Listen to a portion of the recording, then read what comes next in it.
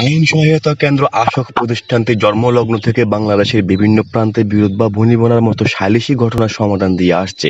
দেশের আইন শাসন প্রতিষ্ঠার জন্য নারী ও শিশু বাল্যবিবাহ, দরিদ্র ও সুবিধাবঞ্চিত মানুষের আইনগত সহায়তা প্রদান, যে কোনো মানবাধিকার লঙ্ঘনের যথাযথভাবে অনুসন্ধান করে দোষী ব্যক্তিদের বিরুদ্ধে আইনি ব্যবস্থা গ্রহণের, রাষ্ট্র ও সরকার প্রশাসনকে সহায়তাকরণ এবং সালিসের মাধ্যমে গুরুত্বপূর্ণ ভূমিকা পালন করে যাচ্ছে প্রতিষ্ঠানটি।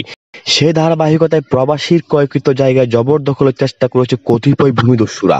এমন অভিযোগ পেয়ে প্রশাসনের সহযোগিতা নিয়ে ভুক্তভোগীর মোহাম্মদ গোলাম মোস্তফার পাশে দাঁড়ায় আশক। ভুক্তভোগীর অভিযোগের প্রেক্ষিতে গত 7 জুন স্থানীয় জনপ্রতিনিধি সমন্বয়ে দক্ষিণ চট্টগ্রাম কর্ণফুলী থানাধীন 2 নং বড় উঠান ইউনিয়নের পিআইবি সড়কের পাশে ভুক্তভোগী গোলাম মোস্তফার ক্রয় করা জমি পরিমাপ করে সীমানা নির্ধারণ করে দেয় আশক নেতৃবৃন্দ।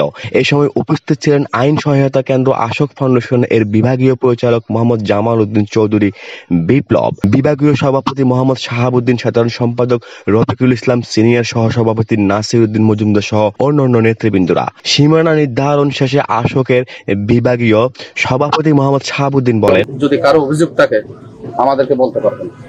সেই হিসাবে আমরা মাননীয় পুলিশ কমিশনার সাহেব বন্দর আর কর্ণফুলী থানাকে অবহিত করেছি।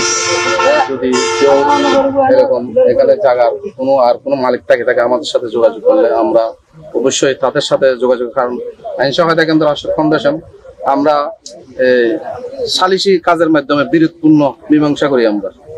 আমাদের কাজ হচ্ছে একজনের সাথে একজন বসিয়ে সালিসির মাধ্যমে এই কাজটা শেষ করে দেব।